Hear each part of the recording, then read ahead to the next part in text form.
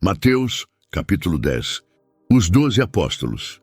Jesus chamou os seus 12 discípulos e lhes deu autoridade para expulsar espíritos maus e curar todas as enfermidades e doenças graves. São estes os nomes dos 12 apóstolos. Primeiro, Simão, chamado Pedro, e o seu irmão André. Tiago e o seu irmão João, filhos de Zebedeu. Filipe, Bartolomeu, Tomé e Mateus, o cobrador de impostos. Tiago, filho de Alfeu, Tadeu e Simão, o nacionalista. E Judas Iscariotes, que traiu Jesus. A missão dos 12 apóstolos. Jesus enviou esses 12 homens, dando-lhes a seguinte ordem: não vão aos lugares onde vivem os não-judeus, nem entrem nas cidades dos samaritanos. Pelo contrário, procurem as ovelhas perdidas do povo de Israel. Vão e anunciem isto: o reino do céu está perto. Curem os leprosos e outros doentes, ressuscitem os mortos e expulsem os demônios. Vocês receberam sem pagar, portanto deem sem cobrar. Não levem guardados no cinto nem ouro, nem prata, nem moedas de cobre. Nesta viagem não levem sacola, nem uma túnica a mais, nem sandálias, nem bengala para se apoiar, pois o trabalhador tem o direito de receber o que precisa para viver. Quando entrarem numa cidade ou povoado, procurem alguém que queira recebê-los e fiquem hospedados na casa dessa pessoa até irem embora daquele lugar. Quando entrarem numa casa, digam: que a paz esteja nesta casa. Se as pessoas daquela casa receberem vocês bem, que a saudação de paz fique com elas. Mas se não os receberem bem, retirem a saudação. E se em alguma casa ou cidade as pessoas não quiserem recebê-los, nem ouvi-los, saiam daquele lugar. E na saída sacudam o pó das suas sandálias como sinal de protesto contra aquela gente. Eu afirmo a vocês que isto é verdade. No dia do juízo, Deus terá mais pena das cidades de Sodoma e de Gomorra do que daquela cidade. Perseguições e sofrimentos. Escutem. Eu estou mandando vocês como ovelhas para o meio de lobos. Sejam espertos como as cobras e sem maldade como as pombas. Tenham cuidado, pois vocês serão presos e levados ao tribunal e serão chicoteados nas sinagogas. Por serem meus seguidores, vocês serão levados aos governadores e reis para serem julgados e falarão a eles e aos não-judeus sobre o Evangelho. Quando levarem vocês para serem julgados, não fiquem preocupados com o que deverão dizer ou como irão falar. Quando chegar o momento, Deus dará a vocês o que devem falar. Porque as palavras que disserem não serão de vocês mesmos, mas virão do Espírito do Pai de vocês, que fala por meio de vocês. Muitos entregarão os seus próprios irmãos para serem mortos, e os pais entregarão os filhos. Os filhos ficarão contra os pais e os matarão. Todos odiarão vocês por serem meus seguidores. Mas quem ficar firme até o fim será salvo. Quando vocês forem perseguidos numa cidade, fujam para outra. Eu afirmo a vocês que isto é verdade. Vocês não acabarão o seu trabalho em todas as cidades de Israel antes que venha o Filho do Homem. Nenhum aluno é mais importante do que o seu professor, e nenhum empregado é mais importante do que o seu patrão. Portanto, o aluno deve ficar satisfeito em ser como o seu professor, e o empregado em ser como o seu patrão. Se o chefe da família é chamado de Belzebu, então as pessoas dessa família serão xingadas de nomes piores ainda. De quem devemos ter medo? Portanto, não tenham medo de ninguém. Tudo o que está coberto vai ser descoberto, e tudo o que está escondido será conhecido. O que estou dizendo a vocês na escuridão, repitam na luz do dia. E o que vocês ouviram em segredo, anunciem abertamente. Não tenham medo daqueles que matam o corpo, mas não podem matar a alma. Porém, tenham medo de Deus, que pode destruir no inferno tanto a alma como o corpo. Por acaso não é verdade que 2 passarinhos são vendidos por algumas moedinhas? Porém, nenhum deles cai no chão se o Pai de vocês não deixar que isso aconteça. Quanto a vocês, até os fios dos seus cabelos estão todos contados. Portanto, não tenham medo, pois vocês valem mais do que muitos passarinhos. confessar e negar a Cristo. Se uma pessoa afirmar publicamente que pertence a mim, eu também, no dia do juízo, afirmarei diante do meu Pai, que está no céu, que ela pertence a mim. Mas, se uma pessoa disser publicamente que não pertence a mim, eu também, no dia do juízo, direi diante do meu Pai, que está no céu, que ela não pertence a mim.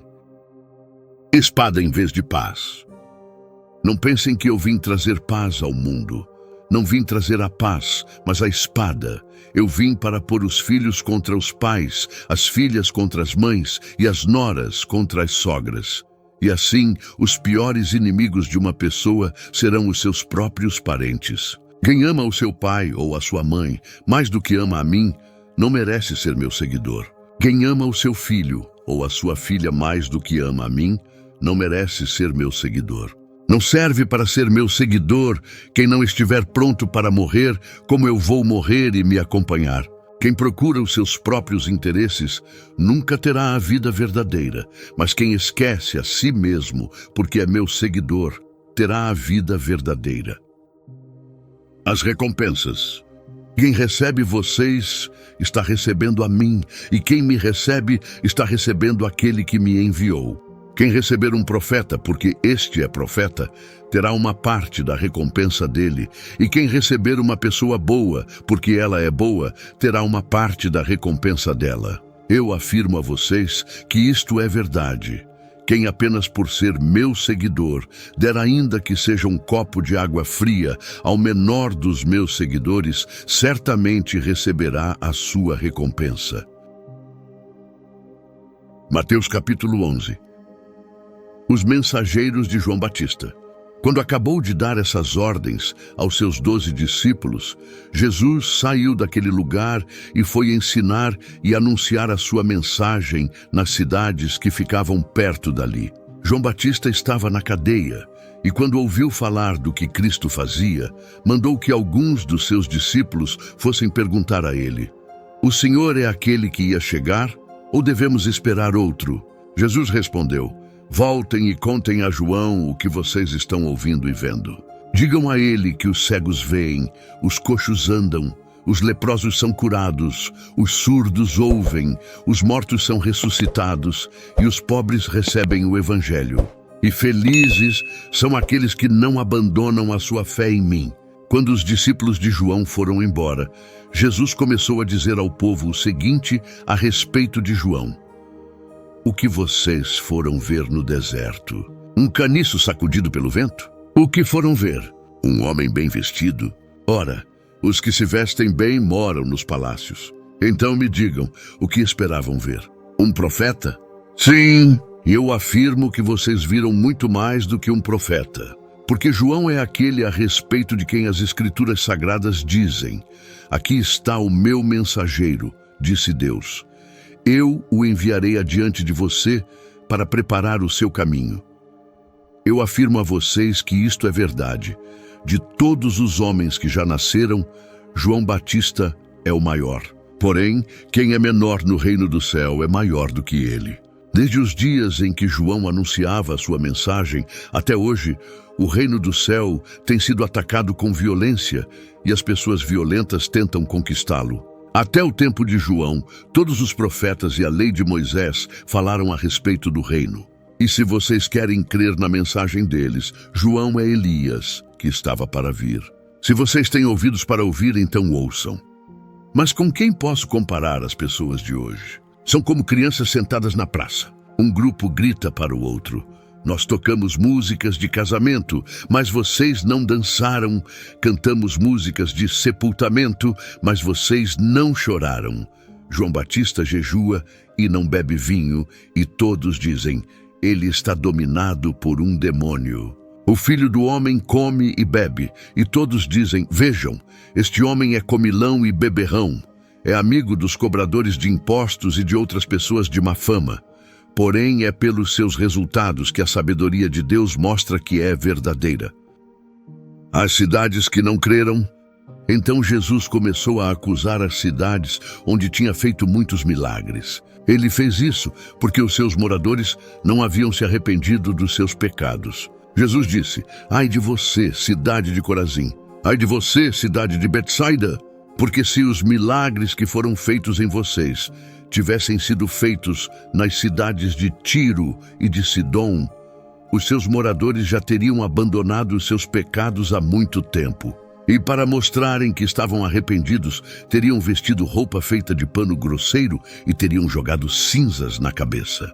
Pois eu afirmo a vocês que no dia do juízo, Deus terá mais pena de Tiro e de Sidom do que de vocês, Corazim e Betsaida. E você, cidade de Cafarnaum, acha que vai subir até o céu?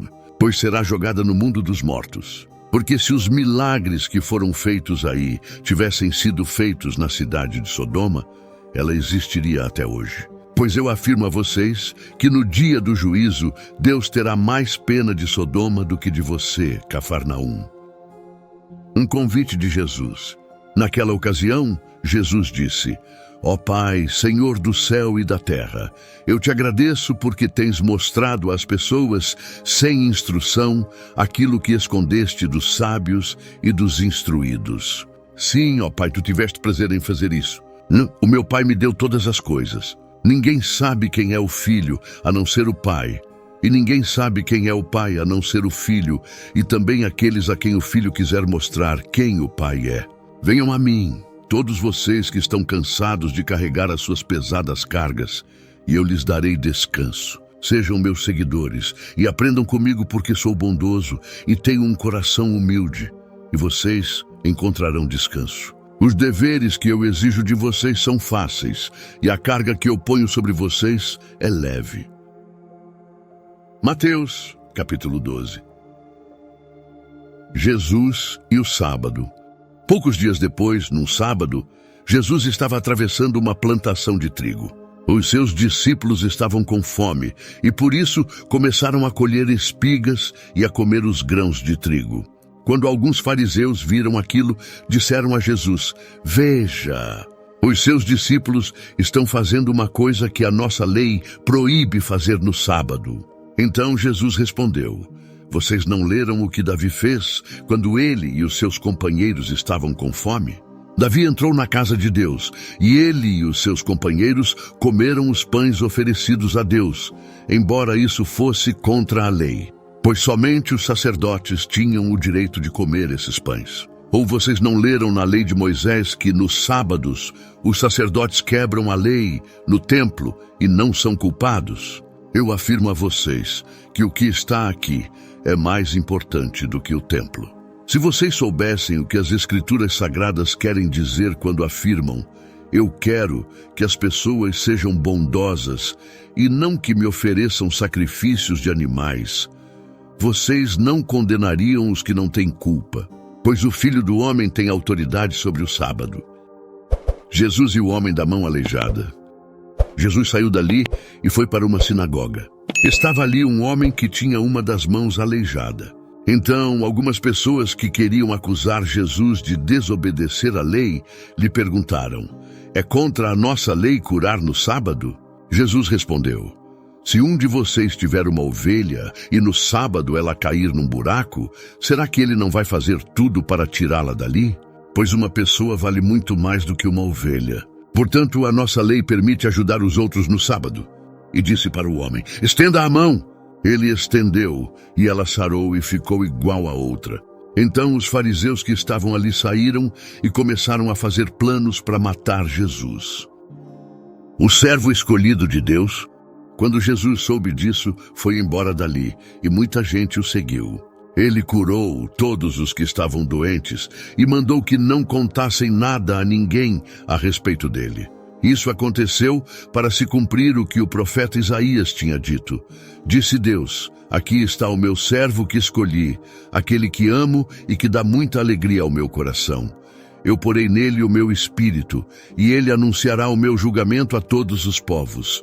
Não discutirá, nem gritará, nem fará discursos nas ruas. Não esmagará o galho que está quebrado, nem apagará a luz que já está fraca. Ele agirá assim até que a causa da justiça seja vitoriosa. E todos os povos vão pôr nele a sua esperança. O poder de Jesus para expulsar demônios. Então levaram a Jesus um homem que era cego e mudo porque estava dominado por um demônio. Jesus o curou e ele começou a ver e a falar. A multidão ficou admirada e perguntava: será que este homem é o filho de Davi? Alguns fariseus ouviram isso e responderam: é Beelzebu, o chefe dos demônios, quem dá poder a este homem para expulsar demônios. Mas Jesus conhecia os pensamentos deles e disse: o país que se divide em grupos, que lutam entre si, certamente será destruído. E a cidade ou a família que se divide em grupos que lutam entre si, também será destruída. Assim, se no reino de Satanás um grupo está combatendo contra outro, isso quer dizer que esse reino já está dividido e logo vai desaparecer. Vocês dizem que eu expulso demônios porque Beelzebu me dá poder para fazer isso. Mas se é assim, quem dá aos seguidores de vocês o poder para expulsar demônios? Assim, os seus próprios seguidores provam que vocês estão completamente enganados. Na verdade, é pelo poder de Deus que eu expulso demônios, e isso prova que o reino de Deus já chegou até vocês. Ninguém pode entrar na casa de um homem forte e roubar os seus bens, sem primeiro amarrá-lo. Somente assim, essa pessoa poderá levar as coisas que ele tem em casa. Quem não é a meu favor é contra mim, e quem não me ajuda a ajuntar está espalhando. Por isso eu afirmo a vocês que as pessoas serão perdoadas por qualquer pecado ou blasfêmia que disserem contra Deus. Mas quem blasfemar contra o Espírito Santo não será perdoado. Se alguém disser alguma coisa contra o Filho do Homem, será perdoado. Mas quem falar contra o Espírito Santo não será perdoado, nem agora, nem no futuro. A árvore e as suas frutas. Vocês só poderão ter frutas boas se tiverem uma árvore boa. Mas e se tiverem uma árvore que não presta, vocês terão frutas que não prestam. Porque é pela qualidade das frutas que sabemos se uma árvore é boa ou não presta. Ninhada de cobras venenosas. Como é que vocês podem dizer coisas boas se são maus? Pois a boca fala do que o coração está cheio. A pessoa boa tira o bem do seu depósito de coisas boas, e a pessoa má tira o mal do seu depósito de coisas más. Eu afirmo a vocês que no dia do juízo, cada pessoa vai prestar contas de toda a palavra inútil que falou, porque as suas palavras vão servir para julgar se você é inocente ou culpado. O pedido de um milagre. Então, alguns mestres da lei e alguns fariseus disseram a Jesus: Mestre, queremos ver o Senhor fazer um milagre. Jesus respondeu: como as pessoas de hoje são más e sem fé, vocês estão me pedindo que faça um milagre. Mas o milagre do profeta Jonas é o único sinal que lhes será dado. Porque assim como Jonas ficou 3 dias e 3 noites dentro de um grande peixe, assim também o Filho do Homem ficará 3 dias e 3 noites no fundo da terra. No dia do juízo, o povo de Nínive vai se levantar e acusar vocês, pois eles se arrependeram dos seus pecados quando ouviram a pregação de Jonas. Eu afirmo que o que está aqui é mais importante do que Jonas. No dia do juízo, a rainha de Sabá vai se levantar e acusar vocês, pois ela veio de muito longe para ouvir os sábios ensinamentos de Salomão. E eu afirmo que o que está aqui é mais importante do que Salomão. A volta do espírito mau. Jesus continuou: quando um espírito mau sai de alguém, anda por lugares sem água, procurando onde descansar, mas não encontra. Então diz: vou voltar para a minha casa de onde saí. Aí volta e encontra a casa vazia, limpa e arrumada. Depois sai, vai buscar outros 7 espíritos piores ainda, e todos ficam morando ali. Assim a situação daquela pessoa fica pior do que antes. Isso também acontecerá com esta gente má de hoje. A mãe e os irmãos de Jesus. Quando Jesus ainda estava falando ao povo, a mãe e os irmãos dele chegaram. Ficaram do lado de fora e pediram para falar com ele. Então alguém disse a Jesus: escute, a sua mãe e os seus irmãos estão lá fora e querem falar com o Senhor. Jesus perguntou: quem é a minha mãe? E quem são os meus irmãos? Então apontou para os seus discípulos e disse: vejam, aqui estão a minha mãe e os meus irmãos. Pois quem faz a vontade do meu Pai que está no céu é meu irmão, minha irmã e minha mãe.